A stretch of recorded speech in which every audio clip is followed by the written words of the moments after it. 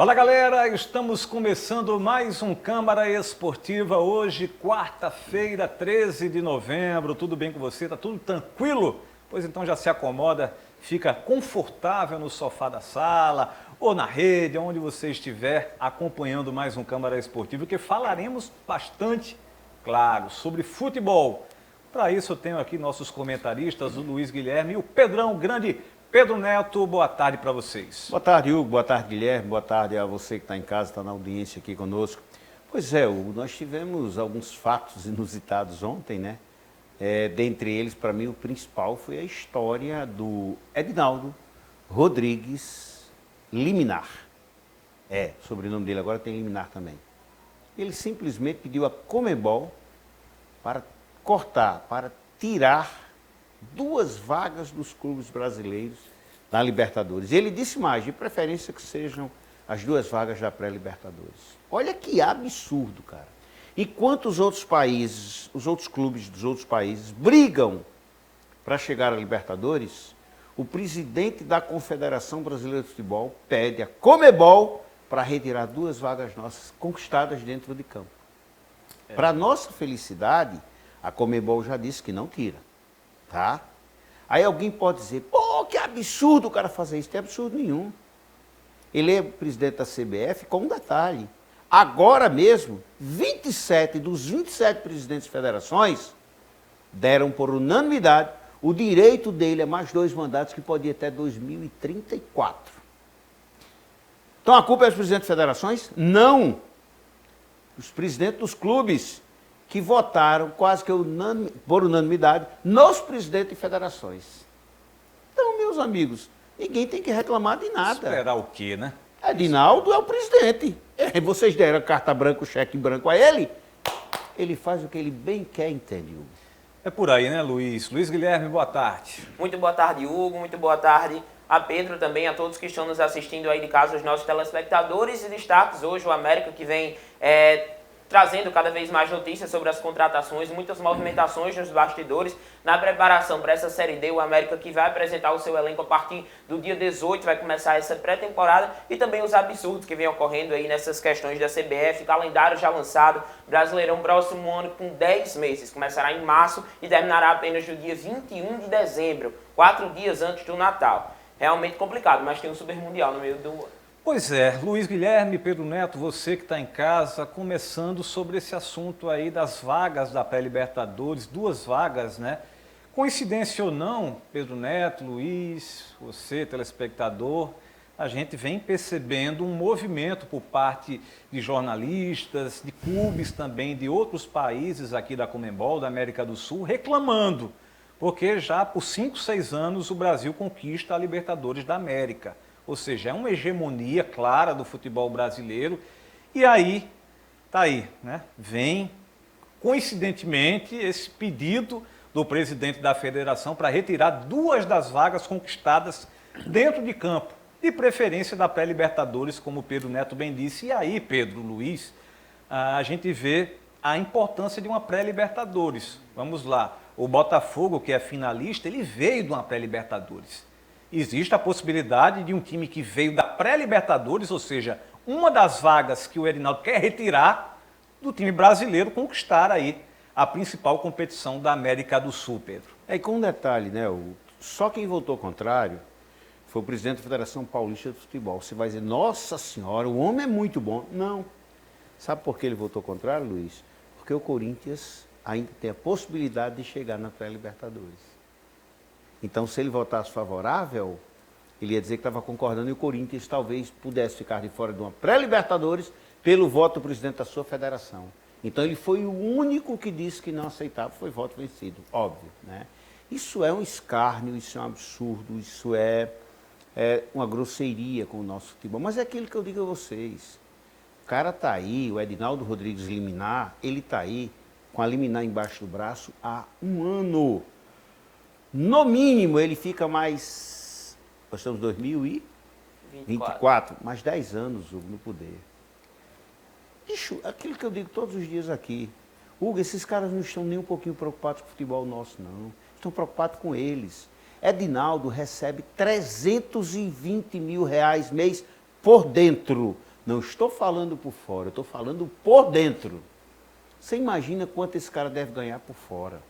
Então, quem é que quer deixar uma boquinha dessa? Pedro, é muito incoerente um presidente de federação, quero até a opinião do Luiz, alguém que cuida do futebol do Brasil, querer que 2 times ser favorável à redução do número de vagas do futebol brasileiro dentro da Libertadores, que é a principal competição. Não tem coerência alguma. Ele não está ali para defender os interesses do futebol brasileiro? Deveria. Quanto mais times brasileiros estiverem na Libertadores, ou eu estou errado, a possibilidade de título para o país aumenta. Qual o sentido, qual o fundamento, qual o nexo de querer retirar, Luiz? O único argumento plausível seria ele querer dar chance para os outros times da América do Sul, né? Porque o Brasil é uma hegemonia constante. Desde 2019 o Brasil leva a Libertadores, não tem chance, só uma final. E a de 2019 e a de 2023, que teve um argentino ali querendo buscar, mas não teve chance. O que me parece, Pedro, e na mesma lógica que você, é porque se vagarem datas ali da pré-Libertadores, o Edinaldo Rodrigues ele tem mais chance de impor datas da Confederação Brasileira de Futebol. Por quê? Porque ocorre na mesma época de estadual, tem Copa do Brasil para ser jogada, tem esse Super Mundial que vai atrapalhar, querendo ou não, a lógica que ele já tem de imprimir muitas datas no calendário do futebol brasileiro. Se ele tirar alguns times brasileiros dessa pré-Libertadores, ele consegue colocar e remanejar essas outras datas para o quê? Para gerar mais lucro indo para o bolso dele. Teriam mais datas indo para direitos de transmissão, mais datas indo para patrocinadores e teria uma lógica de lucro justamente nessa questão da CBF. Mais times do Brasil estariam jogando as competições brasileiras, competições que estariam dando lucro aqui para o nosso futebol brasileiro, dando lucro para o Edinaldo Rodrigues. Que retire, então, não diria retirar, mas que reduza ainda mais o calendário do estadual. Eu não sou favorável à eliminação do estadual, ao fim dos campeonatos estaduais, mas você pode reduzir. Qual o problema? Hoje em dia, o campeonato estadual, realmente o valor me parece que caiu bastante, né, Hugo, Pedro? você acredita, Luiz, ou qualquer um dos nossos telespectadores, que por Edinaldo ser reconduzido ao cargo de presidente através de uma liminar e ter unanimidade entre os presidentes de federações, todo mundo fez isso gratuitamente para ele? Não existe almoço gratuito. É óbvio que ele deu alguma coisa para esses caras.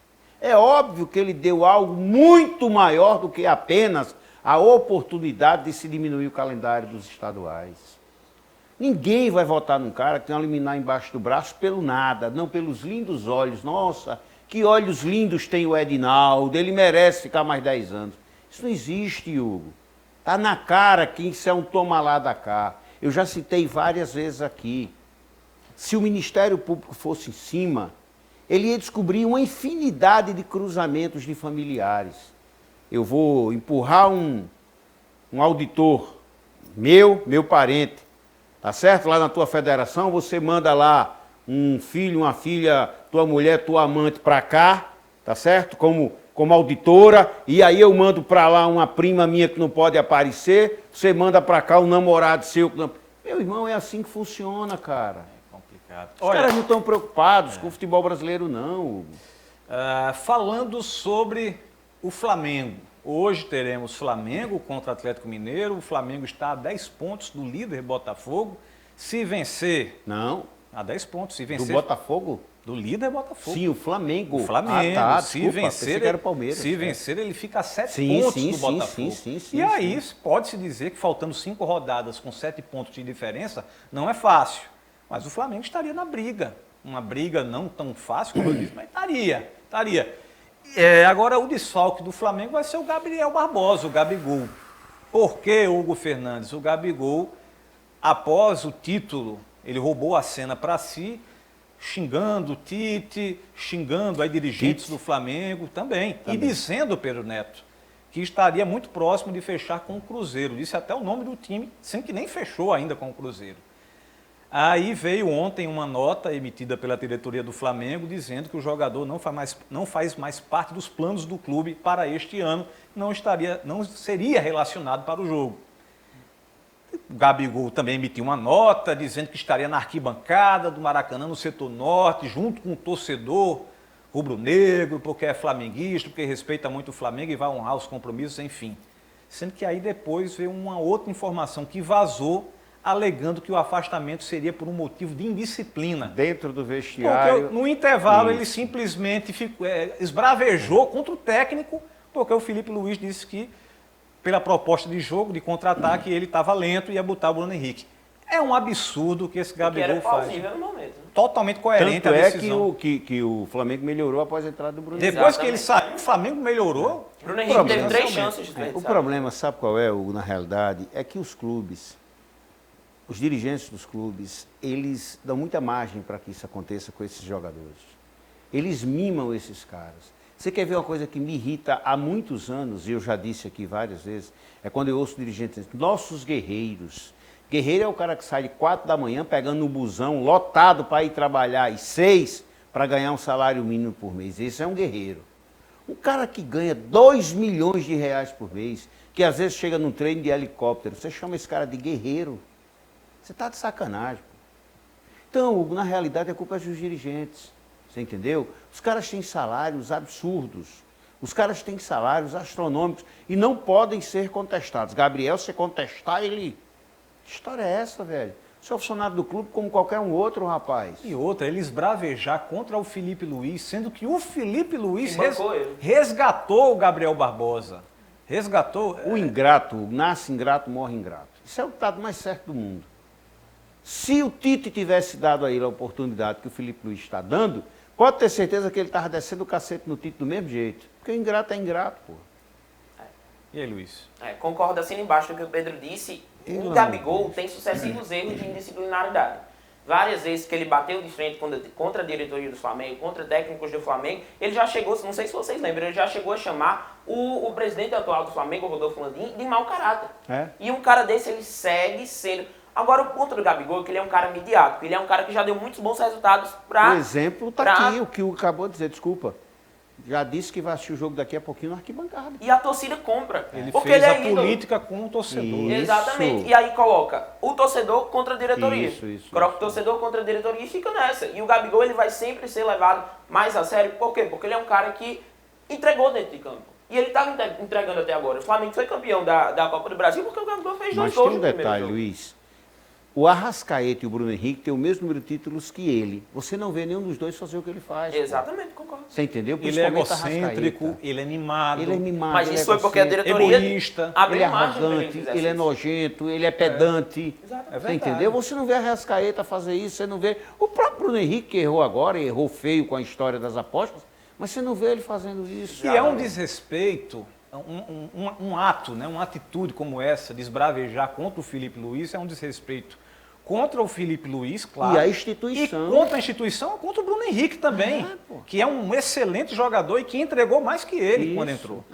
Que é um cara que era uma dupla dele, né? Que é um cara que é amigo dele desde a época de Santos e que construiu uma história bonita no Flamengo. E ele deve muito ao Bruno Henrique. Ele porque deve em 2019... ao Bruno Henrique, ao Arrascaeta e ao Everton Ribeiro, principalmente. E ao Gerson vindo de trás também. Mas o Gerson até que saiu, voltou depois. Mas esses 3 estão com ele desde o início, cara. O Everton saiu agora em dezembro, você entendeu? Mas os 4 anos do Everton lá, junto com ele, como diz outro, fez o nome dele muitas vezes, cara. Exatamente. Quantas vezes eu vi o Bruno Henrique pegando a bola no campo de defesa, dando um tapa na frente, passando por 3, 4 jogadores e deixando ele embaixo da trave. E ele fazia a comemoração do Muque, né? Ele nem agradecia o Bruno Henrique. Mas o ingrato, ele não agradece a ninguém. O ingrato, para ele, você tem a obrigação. E se você deixar de fazer uma vez, você não serve. É o que está acontecendo hoje com o Gabigol no Flamengo. Eu confesso a você, e eu já disse aqui, eu não quero ele no meu time. Eu não quero, não tenho interesse em nenhum jogador daquele meu time. É um cara que divide o vestiário. Não eu vou te dizer, um cara com o know-how que o Gabigol tem, com a mídia que o Gabigol tem, um cara que não é velho, é um cara que está com 27 anos. 27 anos, é uma boa idade ainda. Sim. Por que esse jogador não desperta um interesse mais da Europa? Vou além, por que esse jogador não desperta mais um interesse, nem que seja de um centro alternativo, na Arábia, MLS, Estados Unidos? Não. Só times do Brasil querem o Gabigol, Pedro Neto. Você veja, só times do Brasil querem o Gabigol. Você veja o que ele foi para a Europa, ele passou 6 meses na Inter de Milão, jogou 5 partidas, foi emprestado ao Benfica, jogou 25 minutos no Benfica, tá certo? E voltou para o Brasil com o rabinho entre as pernas. Chegou aqui, teve a felicidade, também a competência dele, lógico, tá? De ganhar títulos com o Flamengo. E aí, de novo, o cara se sente o rei. É incrível, Por conta cara. dos gols que fez no primeiro Exatamente. jogo. Os caras não aprendem, velho. Não adianta. Não vai aprender nunca. Aí só o Cruzeiro, que tem como SAF o Hoje, Pedro, o né? Cruzeiro, acredito eu que hoje o interesse dele só tem 3 times. Santos. 3 clubes. Santos, Cruzeiro e Palmeiras. São os Exatamente. 3. O Corinthians, que mostrou Corinthians muito saiu da interesse, jogada. saiu da jogada na hora que contratou o Melpes. Então, fugiu Cara, eu vou completamente. te contar uma coisa. Hoje, o Yuri Alberto, centroavante do Corinthians, 10 hoje, vezes para melhor. mim, 10 vezes melhor 10 que o vezes Gabigol. melhor. Concordo com você. Concordo com você. É mais rápido, se movimenta mais, brigão, final. Gabigol tá pesado. O Concordo cara vai dizer, com mas você. ele é decisivo. Tem Não, estrela. e outra coisa, o tem Yuri estrela. Alberto não tem bola perdida para ele. Tá? O Yuri Alberto, torcedor do Corinthians, eu não sei porquê.